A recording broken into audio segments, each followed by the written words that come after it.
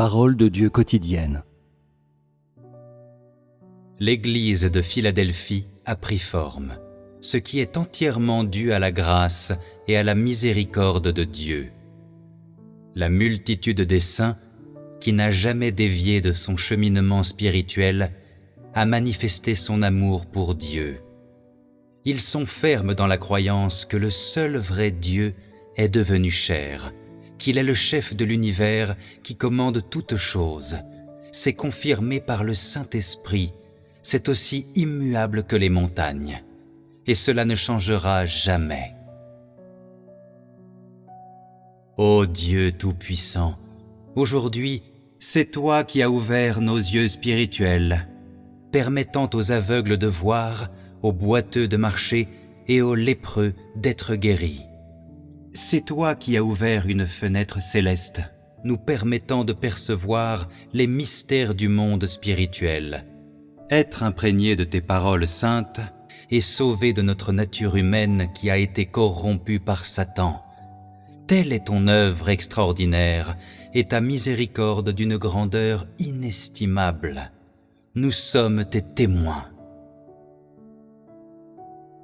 Longtemps, tu es resté caché, humble et en silence. Tu es ressuscité d'entre les morts, tu as souffert la crucifixion, les joies et les peines de la vie humaine, et la persécution et l'adversité. Tu as expérimenté la souffrance du monde humain, tu y as goûté, et l'air t'a abandonné. Dieu incarné est Dieu lui-même. Tu nous as sauvés du tas de fumier en raison de la volonté de Dieu, et nous as soutenus avec ta main droite. Ta grâce nous a été donnée gratuitement. Tu fais des efforts sans relâche pour façonner ta vie en nous. Tu as payé de ton sang, de ta sueur et de tes larmes pour tes saints. Nous sommes les sujets de tes efforts laborieux. Nous sommes le prix que tu as payé. Ô Dieu Tout-Puissant, c'est à cause de ton amour et de ta miséricorde, de ta justice et de ta majesté, de ta sainteté et de ton humilité, que tous les hommes s'inclineront devant toi et t'adoreront pour toute l'éternité.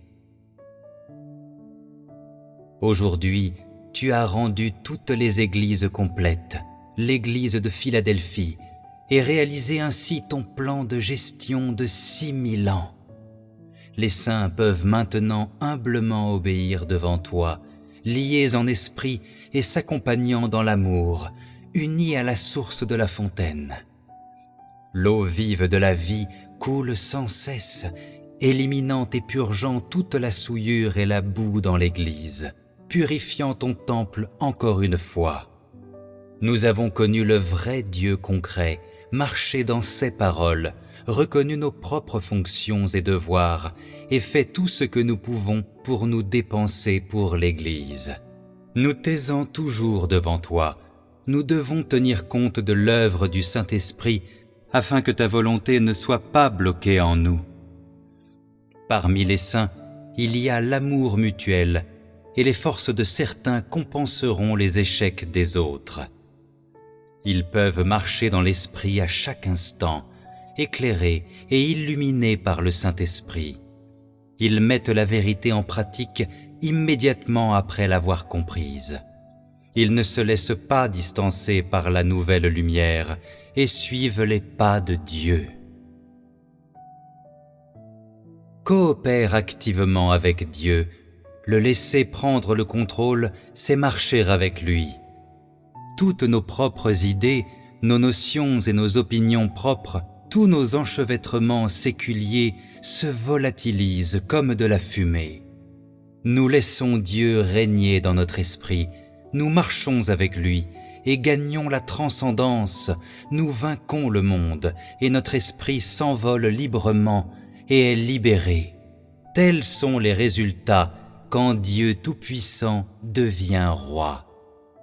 Comment ne pas danser et chanter des louanges, offrir nos louanges et offrir des cantiques nouveaux? Il y a vraiment plusieurs façons de louer Dieu, invoquer son nom, s'approcher de lui, penser à lui, lire en priant, échanger, contempler, réfléchir, prier et chanter des louanges. Dans ces sortes de louanges, il y a de la joie et il y a une onction. Il y a de la puissance dans la louange et il y a aussi un fardeau. Il y a de la foi dans la louange et il y a une nouvelle intuition. Coopérez activement avec Dieu, servez en coordination et devenez un. Satisfaites la volonté de Dieu Tout-Puissant. Hâtez-vous de devenir un corps spirituel saint, piétinez Satan et mettez fin à son destin.